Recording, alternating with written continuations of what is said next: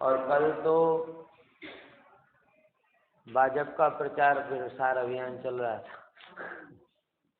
कमलनी पत्र, बहुत अच्छा आचार्य ने वो दृष्टांत दिया कि जैसे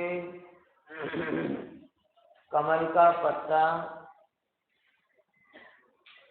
पूर्ण रूपेण पानी में डूबा हुआ दिखाई देने पर भी स्वभाव से देखा जाए तो उससे रहित ही है, उसके अंदर विनाश है। ऐसे आत्मा कर्म और राग के संयोग में रहता हुआ भी स्वभाव से देखा जाए तो राग की छांट, कर्म की छांट इस आत्मा पर नहीं। बराबर। हमने कल 2 एंगल देखे थे।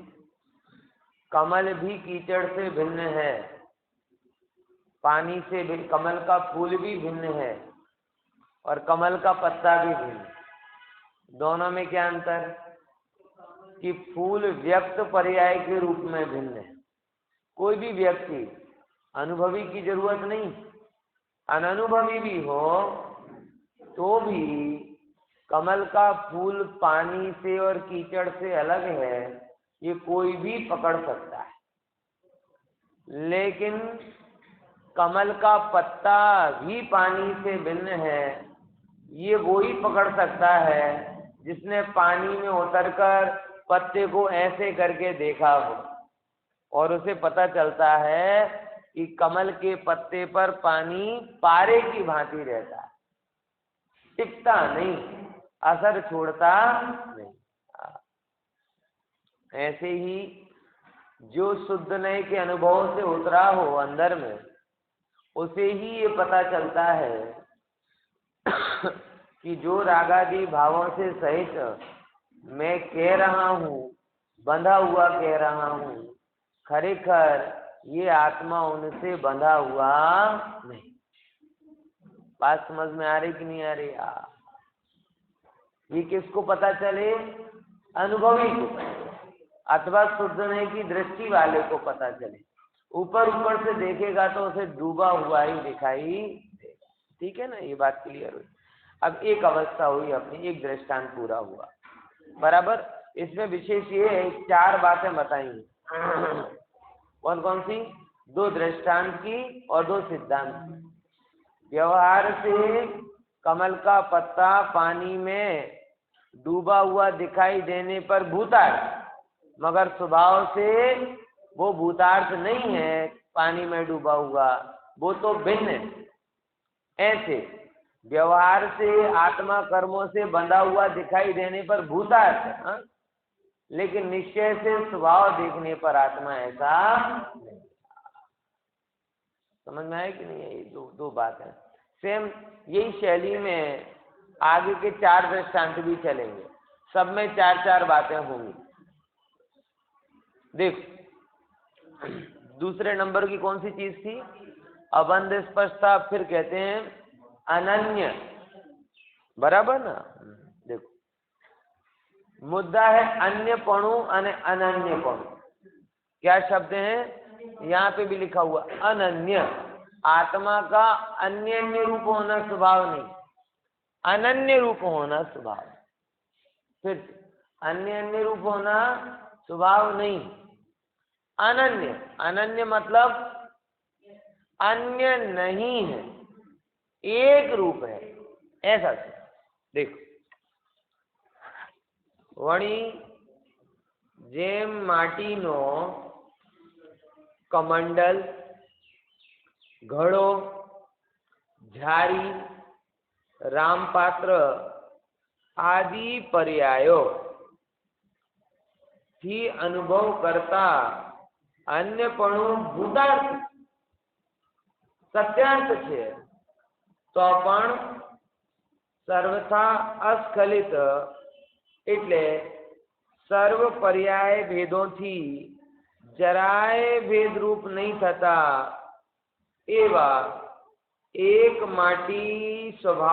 माटीना स्वभावनी समीप जઈને અનુભવ करता अन्यपणु अभूतार्थ છે। दर्शन ख्याल में आया है? ये दिवाली के टाइम का दृष्टांत है, समझ लो कि दिवाली में जैसे माटी से कितनी चीज बनती है, पॉटरी आइटम कितने सारे होते हैं। ये तो पुराने जमाने के आइटम बताए, घड़ा, झारी, रामपात्र, देखो बहुत सारे। रामपात्र मतलब एक टाइप की सुराही होती है, घड़ा तो घड़ा होता ही है, झारी मतलब जो पहले चमचे वगैरह नहीं बनाते थे वो। आजकल तो पॉटरी आइटम में कितनी चीजें बन जाती। अब उनको देख लो। अगर आपको ये नहीं समझ में आ रहा तो मैं इसमें मेहनत नहीं करूंगा कि झारी की फोटो बताऊं ना रामपात्र की फोटो बताऊं। आप जाते हो रास्ते में जाके देखो किसी भी माटी की माटले की दुकान पर वो दिए मिलेंगे, 70 जात के तो दिए बनते। पहले तो एक दिया होता था, दिए में भी वैरायटी होती है, तो पहले कोई सोच भी नहीं पाता था। अभी तो दिए भी 50 प्रकार के बन रहे हैं, गोल, चौकोर, लंबगोल, षटकोण, रंगोली वाले दिए, फिर लाइट भी बन रही है ना, झूमर भी बन रहे हैं ना, विंड चेन भी बन रही है, हर चीज माटी की बन रही है। और जैसे जैसे वो अवेयरनेस बढ़ रही है ग्लोबल उसके बारे में, वैसे वैसे और मिट्टी का प्रयोग बढ़ता जा रहा है। अच्छी बात है, खराब थोड़ी है। तो मैंने तो एक बार देखा था, तो बॉटल होती है पानी ले जाने वाली बॉटल, वो पानी ले जाने वाली बॉटल भी माटी की बन रही है। ये तो सब क्या है, मिट्टी की बात कर रहे हैं। तो क्या कहते हैं, जेम माटीनो कमंडल घड़ो, इसकी आवाज बड़ी विचित्र सी आ रही है, बीच बीच में पकड़ रही है, बीच में छोड़, आवाज बराबर सुनाई दे रही है? नहीं सुनाई? नहीं, एमा माइक में काले पण प्रॉब्लम थी थोड़ी, आजे पण छे। अवाज ओछा थी तो और जतो ज रहे थे एम छे। ए कदाच कार्बन बार्बन આવી ગયો છે ને, પકડતો નથી બરાબર અવાજ। એ બચ્ચે પકડીને છોડી દે, કે આટલા સાઉન્ડમાં સારો અવાજ આવતો હતો। વિપુલભાઈ કાલે જોતા હતા, આજે ગડબડ છે, કાર્બન જેવું આવી ગયો ને એવું લાગે છે। જો નહીં ચાલે તો આપણે બગર એના કહીશું, હે?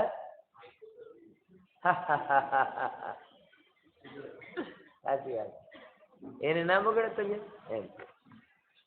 તો જો જેમ માટીનો કમંડલ ઘડો ઝારી રામપાત્ર આદि पर्यायों अनुभव करता अन्यपणु है। मिट्टी को जब हम इन रूप से देख रहे तो अन्य है। कौन, क्या बोलेंगे अपन?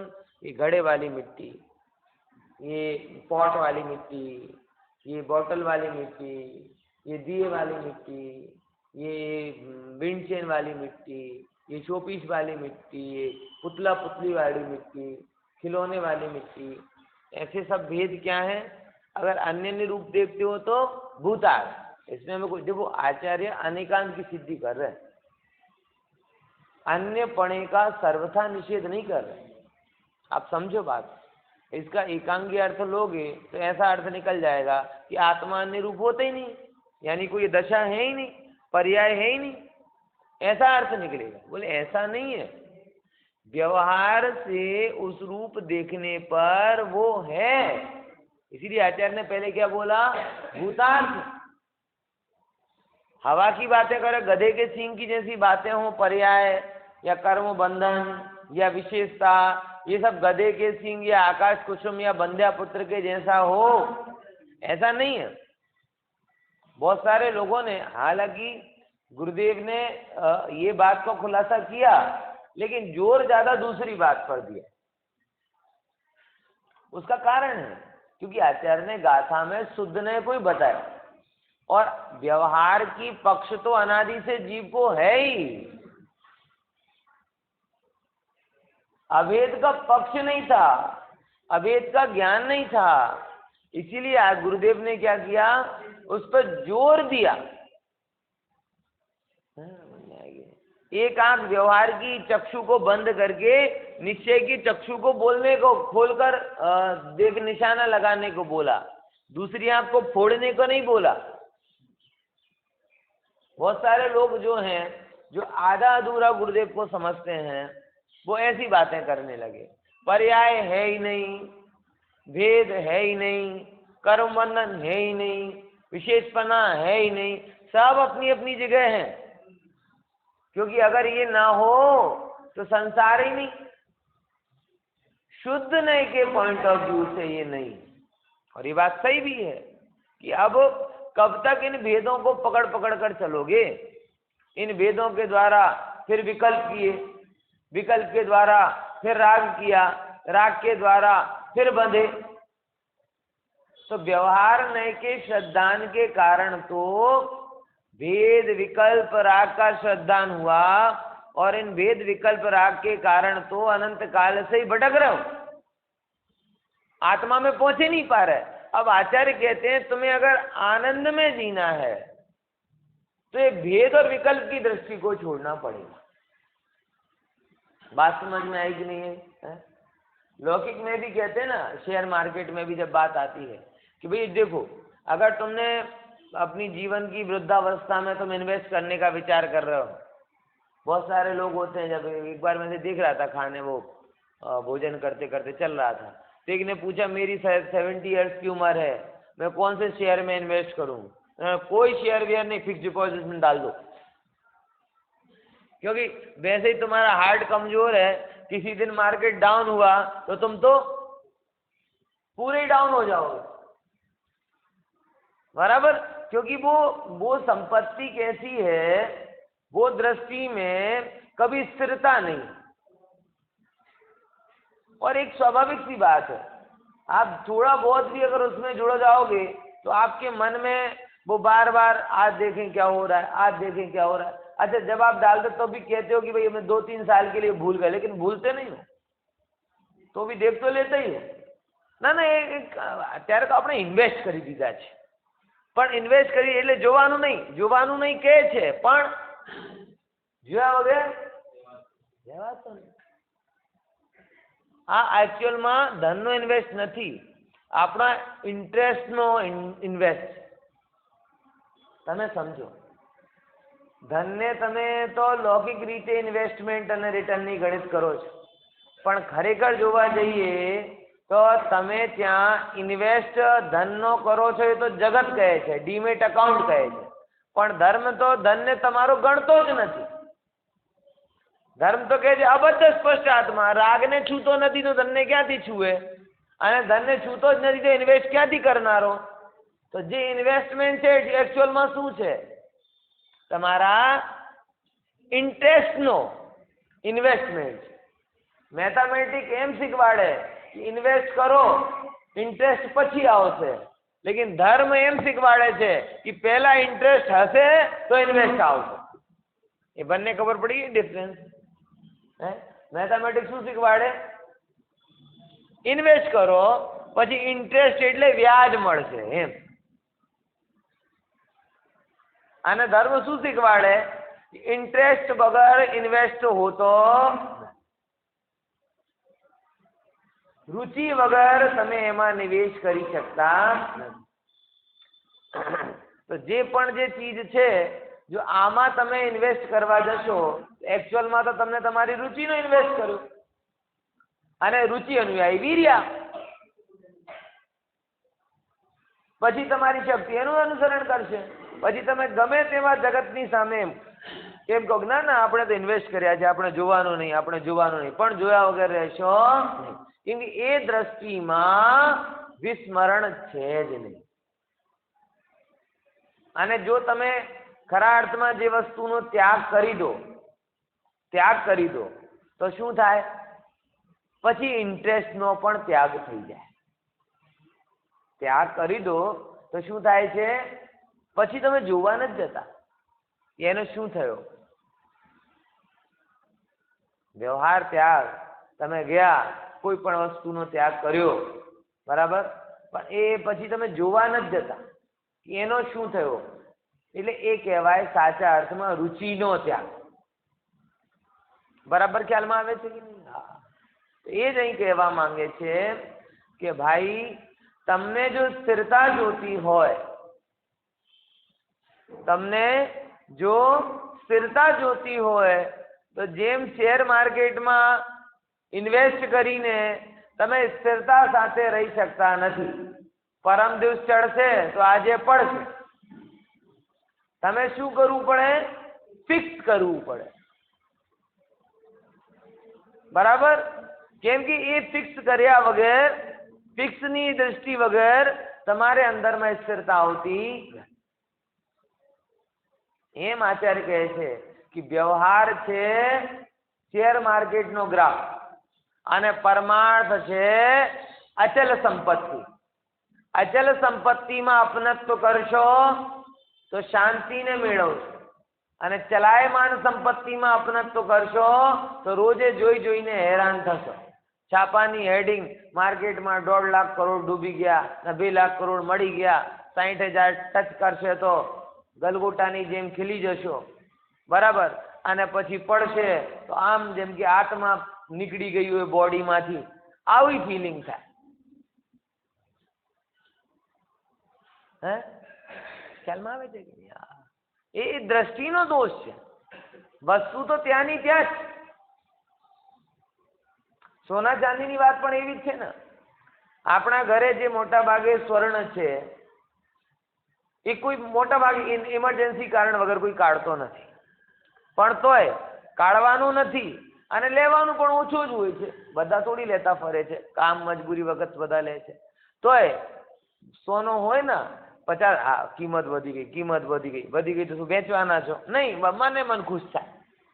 પછી ઓછી થઈ ગઈ તોય વેચવાના છો? બોલે નહીં, વેચવાનાય નથી, ખરીદવાનાય નથી, તોય જોઈ જોઈને દુખી થાય.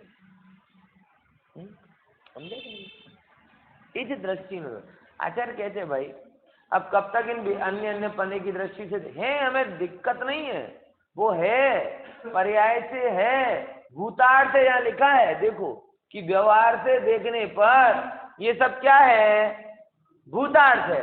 लेकिन ये दृष्टि आत्मानुभवन और स्थिरता को देती. ये बात यहाँ पे देखो, જેમ માટીનો કમંડલ ઘડો જારી રામપાત્ર આદિ પર્યાયોથી અનુભવ કરતા અન્યપણું કેવો છે? ભૂતાર્થ છે, એટલે સત્યાર્થ છે. તો પણ સર્વથા અસ્ખલિત. અસ્ખલિતનો અર્થ શું કર્યો? પર્યાય ભેદોથી જરાય ભેદરૂપ નહીં થતા એવા. સ્ખલના કહેવાય છે ચૂક અને અસ્ખલના કહેવાય છે અચૂક. સ્ખલના શું કહેવાય? ચૂક જવું. અને અસ્ખલના શું કહેવાય? અચૂક. હવે તમને સિમ્પલ કહું કે આટલા બધા માટીના દાગીના હતા. માટીના દાગીના જે તમે સોનાના કહો છો એ પણ માટીના જ હોય છે, પણ એ કિંમતી માટી છે. જ્ઞાની તો એમ જ કહે કે એ બધા શું છે? પૃથ્વીકાયક પર્યાય છે. પૃથ્વીકાયક જીવના ડેડ બોડીઓ છે જે આપણે ધારણ કરીએ છીએ. ખરેખર જ્ઞાનીની દ્રષ્ટિ કેવી ગજબ હોય. આ સોના ચાંદી હીરા મોતી કઈ નથી, પૃથ્વીકાય જીવોના શરીર. હા, આપણે એમ કહીએ, મને વચ્ચે વિચાર આવ્યો કે પેલા આદિવાસી લોકો તો જો એ કેવા પાછા થતા, એ ફૂલ પાંદડા આ બધા પહેરતા હતા. પાંદડા પહેરે, પછી ફૂલોના આભૂષણ બનાવે, મુકુટ પણ પૃથ્વીકાય એનો બનાવે. એમ કહેતા મને કે તમે પણ કોણ છો? એ વનસ્પતિ કાયના પહેરતા હતા, તમે પૃથ્વીકાયના પહેરો છો. ફેર શું પડ્યો?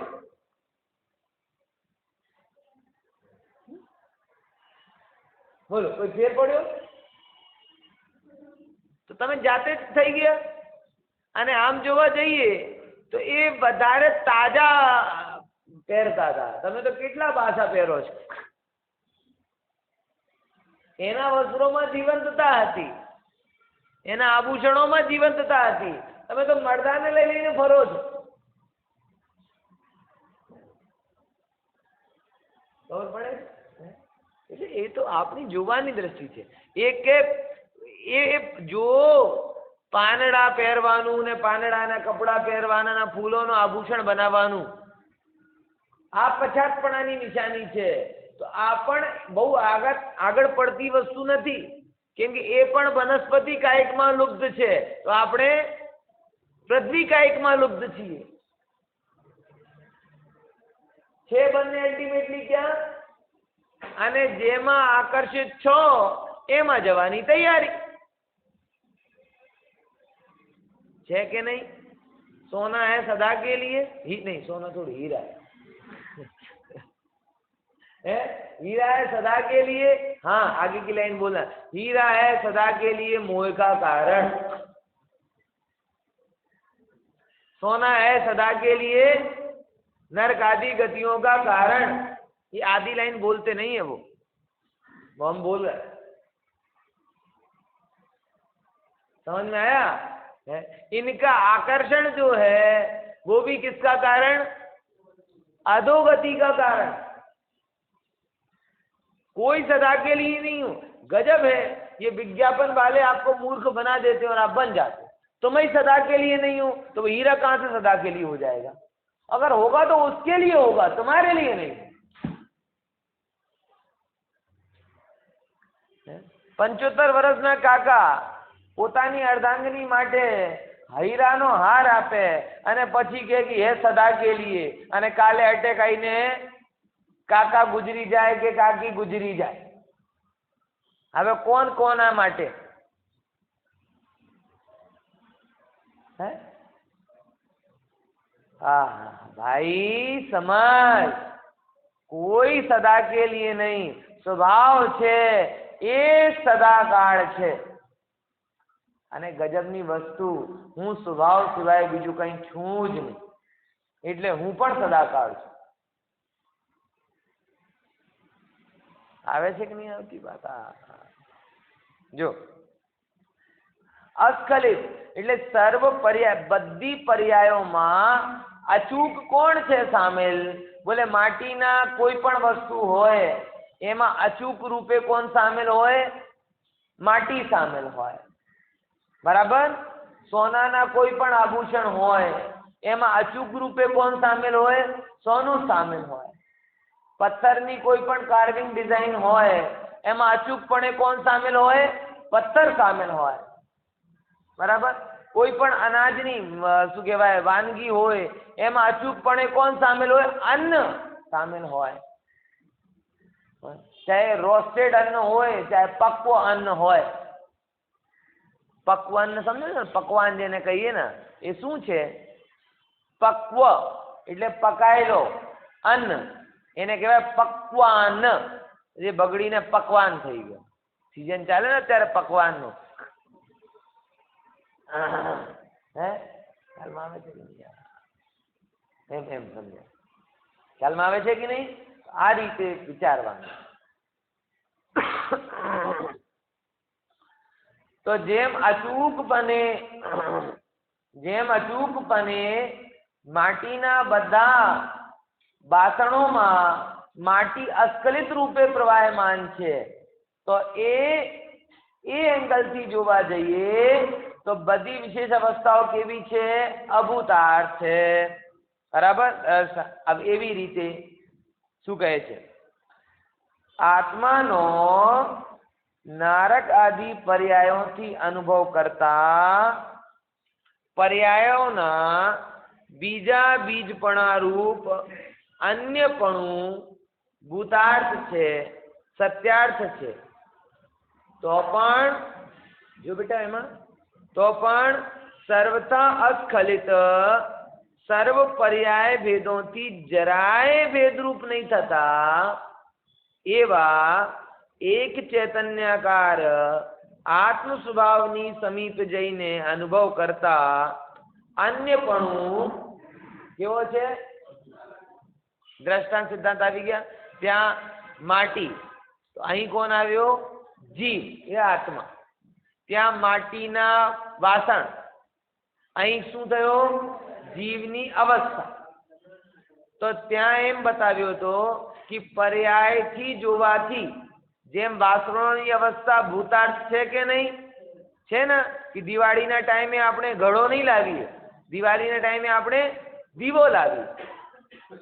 હે ઘડામાં તેલ ભરો તો ₹2400 છે ડબ્બો, પરવડશે નહીં. એટલે એ એંગલથી એ ભૂતાળ, અવસ્થાઓ ભૂતાળ.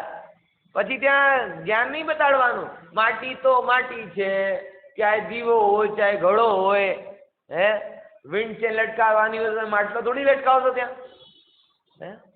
ત્યાં આપણે જે પર્પઝ થી જોવા જઈએ તો એ પર્પઝ થી એ ભૂતાળ છે. બરાબર, આ જરૂરી છે કે હું તમને એક સિમ્પલ વસ્તુ કહું. જેમ સિદ્ધાંતમાં નર નારકાદી પર્યાય, સ્ત્રી પુરુષની પર્યાય, એ ભૂતાળ છે કે અભૂતાળ? કેવી છે? કયા એંગલ થી ભૂતાળ? ના ના, હમણાં તો કીધું આ તો બધું અન્યપણું છે એટલે અભૂતાર્થ છે. બોલે ભાઈ જે એંગલ થી છે એ એંગલ થી. હવે અહીં વ્યાખ્યાનમાં કોઈ બાર તો ભાઈ આવે અને આ બાજુ બેસવા લાગે તો અમે શું એ બાજુ નહીં બેસવાનું. કેમ? આ બહેનો માટેની જગ્યા છે. બરાબર. પછી અરે તમે તો હમણાં શીખવાડતા હતા કે સ્ત્રી પર્યાય અભૂતાર્થ છે, પુરુષ પર્યાય અભૂતાર્થ છે, તો જે અભૂતાર્થ જ છે તો પછી કેમ રોકો છો? બેસવા દો ને આ બાજુ. અને બહેનોને આ બાજુ સમાનતા, આવી સમાનતા નથી. આ સમાનતા નથી કેમ કે એ એંગલ થી જે વર્ગીકરણ કર્યો છે એ એંગલ થી અભૂતાર્થ. દ્રવ્ય દ્રષ્ટિ ને પર્યાય દ્રષ્ટિ, જયારે દ્રવ્ય ઉપર દ્રષ્ટિ આવી તો પર્યાય અભૂતાર્થ થઈ ગઈ. લેકિન પર્યાયના પોઈન્ટ ઓફ વ્યૂ થી જે ભેદો છે એ એંગલ થી તો પર્યાય સ્વીકારવી પડે ને. અમારા શ્વેતાંબર ભાઈઓ બહુ ગજબ એક એ જ વસ્તુ કહે છે. એમને કુંદ આચાર્ય સમજ નથી પડતા. કેમ કે એક બાજુ તો આત્મા સમાન, આત્મા સમાન, આત્મા સમાન એમ કહે, અને પછી કહે સ્ત્રીઓ મોક્ષ નહીં જઈ શકતી. એટલે આત્મા સમાન એટલે મોક્ષ જવું જોઈએ એમને. બરાબર. તો મેં એમને પ્રતિ પ્રશ્ન કર્યો આ બધું. પછી મેં કીધું અસમાનતા તો તમારા ત્યાં પણ છે. એક બાજુ તમે એમને કેવલ જ્ઞાનનો અધિકાર આપો અને બીજી બાજુ કહો છો કે સ્ત્રીઓ 10 પૂર્વતર નથી થઈ શકતા. આ કેવું પેરાડોક્સ છે કે જે મર્સિડીઝ ખરીદી શકે એને હોન્ડા સિટી ખરીદવાનો અધિકાર નહીં. ખબર પડી વિનોદભાઈ? નહીં આવી ગયા. કેવલ જ્ઞાન એટલે 100 થી વધારે પરિપૂર્ણ. તો જે સ્ત્રી પર્યાયથી તમે કેવલ જ્ઞાન માની શકો, પછી એમના જ આગમોમાં એમ આવે કે સ્ત્રીઓ 10 પૂર્વતર નહીં થઈ શકતા. 10 તો કેવલ જ્ઞાનની આગળ તો બહુ નાનો છે ને. તો જે માણસ BMW મર્સિડીઝ 50-55 લાખની ગાડી ખરીદી શકે એ 15-20 લાખની હોન્ડા સિટી ના ખરીદી શકે. પણ એ તો એ વસ્તુ થઈ ગઈ કે આ ઇન્ડિયામાં દાખલા તરીકે BMW મળતી ના હોય, બરાબર, અને કોઈ અહીંના લોકોને એમ કહે કે જો ઇન્ડિયામાં BMW આવશે તો તમને પણ આપીશ, તમને પણ આપીશ, બધાને આપીશ. આવશે તો જોઈ લઈશું, આવશે તો જોઈ લઈશું. એટલે પેલા પંચમા કાળ તો નીકળવા દો, પછી ચોથું કાળ આવશે અને પછી જયારે થશે ત્યારે જોઈ લેજો. હું તમને કેવલ જ્ઞાન અપાવી દઈશ. અત્યારે તો શું કરું છું? આશ્વાસન આપું. અને એ જે પંચમ કાળમાં શક્ય થયેલી વસ્તુ ત્યાં માનતા નથી. જે પંચમ કાળમાં અશક્ય છે એવી વસ્તુના આધારથી વાત કરે, અને જે પંચમ કાળમાં શક્ય છે એટલે 10 પૂર્વનું જ્ઞાન એનો ખંડન કરે. તમે કેવી રીતે માનીએ કે વાત લોજિકલી થઈ રહી છે?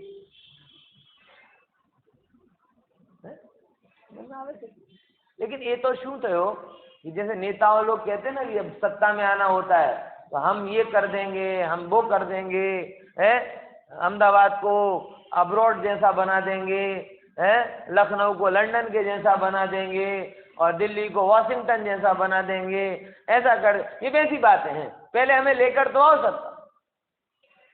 तो जब ये संघ भेद पड़ा तो जैसे आप देखो ना कि 2 भाई या 2 व्यापारी में से अलग अलग होते हैं, तो जो अलग होता है वो नई नई स्कीम देता है. ऐसा है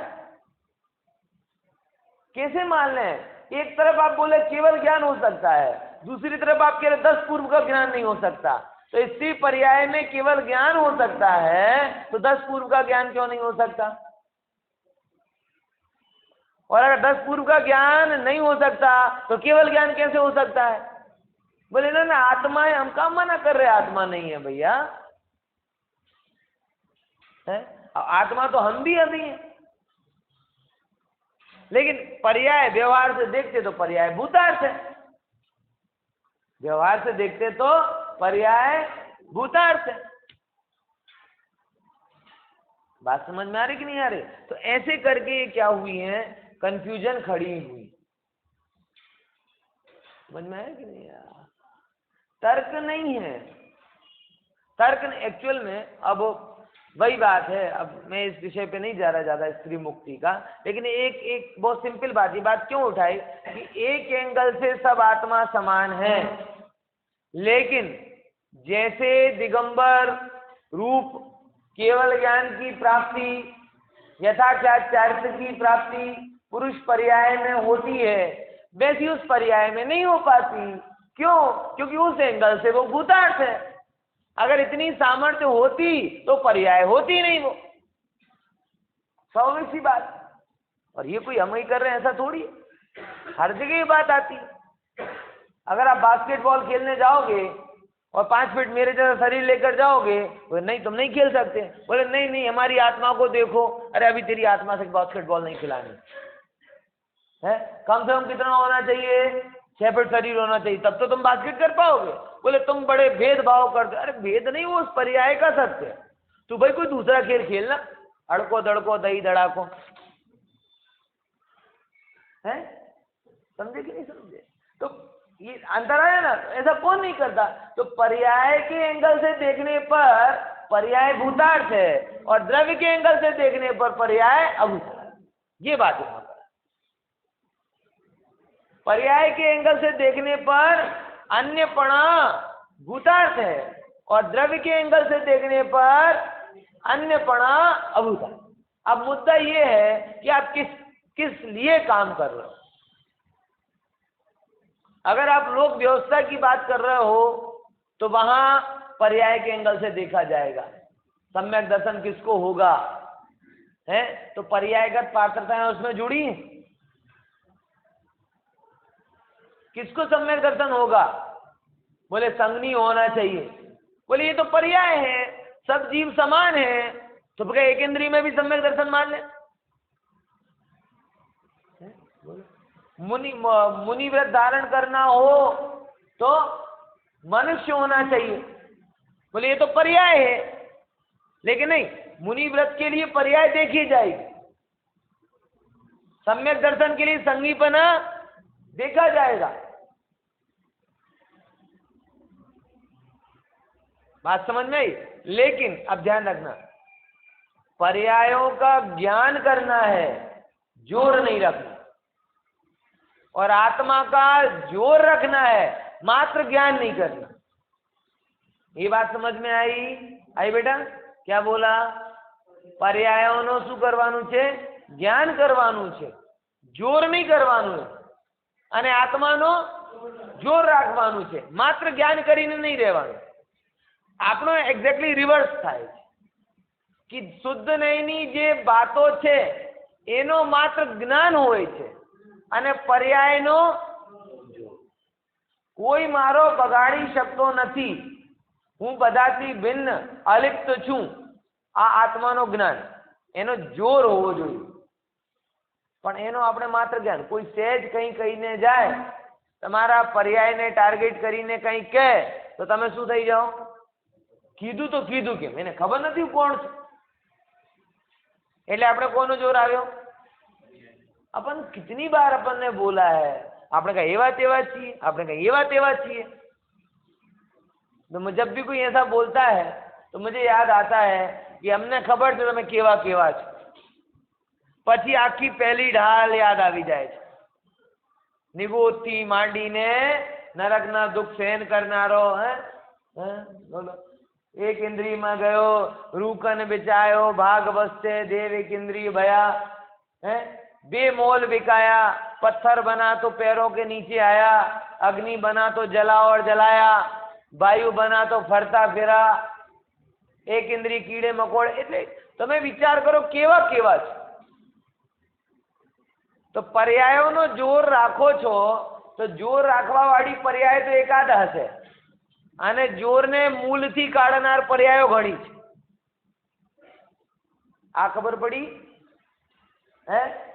अगर पर्यायों की बात कर रहे हो तो एक पर्याय का ही जोर क्यों रख रहे हो?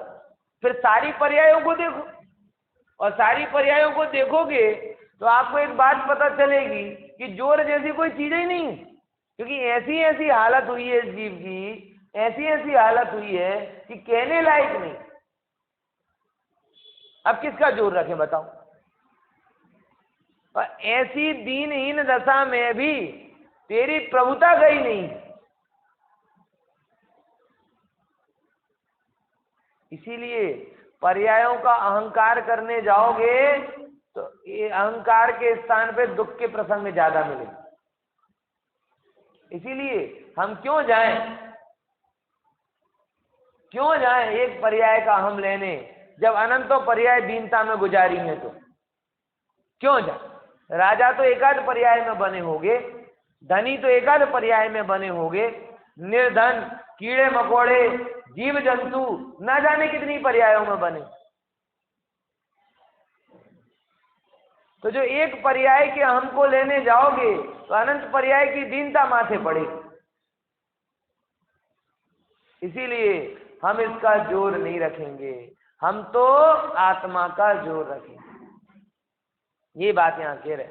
देखो, आहा एवी रीते आत्मानो नरक आदि पर्यायोથી અનુભવ કરતા पर्याय बीजा બીજાપણારૂપ અન્યપણું ભૂતાર્થ છે, સત્યાર્થ છે, તો પણ અસ્ખલિત સર્વ पर्याय ભેદોથી જરા ભેદરૂપ ન થતા, જરા પણ જે ભેદરૂપ થયો નથી એવા એક ચૈતન્યાકાર आत्म स्वभाव ने नजीक जईने अनुभव करता। शू कीधु? एक चैतन्य चैतन्य चैतन्य चैतन्य। ओहो, नरक पर्याय रूप हूँ नथी, नरक पर्याय में विद्यमान चैतन्य तत्व हूँ छू।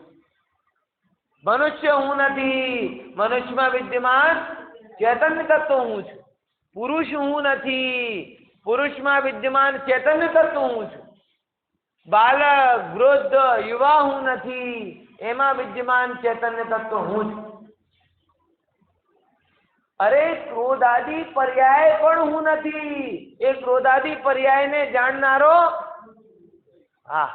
विकार रूप पर्याय हूँ नथी, विकार रूप पर्याय ने जाननारो सर्वथा अस्खलित, એટલે અચૂક હું બધી જ જગ્યા છું એવો ચૈતન્ય તત્વ એ જેની દ્રષ્ટિમાં આવે એને આત્માનો જોર વધે, અને જેને આત્માનો જોર વધે એને વિકલ્પનો ને રાગનો જોર ઘટે। આ નિયમ ત્રાજવાના પલડાની જેમ, એક બાજુ જોર વધે તો બીજી બાજુ ઘટે। તમને પર્યાયનો જોર આવશે તો આત્માનો જોર ઘટી જશે। બે વસ્તુ સાથે નહીં રહી શકતી। पर्यायનો જ્ઞાન પણ એનો જોર નહીં, અને આત્માનું માત્ર જ્ઞાન નહીં એનો જોર।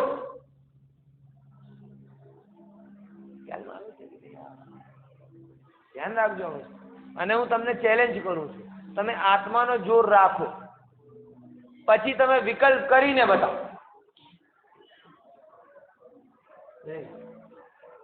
ग्राउंड लेवल ऊपर जाइए, जो सनातन सत्य है उसका जोर रखो, और फिर कहो कि राग हो, द्वेष हो, विकल्प हो, अरे बहुत ऊपरी ऊपरी लगेंगे भैया, कोई दम ही नहीं है, सच में नहीं है कोई। और उनका जोर निकल जाए तो आप दुखी से रहे, सुखी सुखी विचार ना।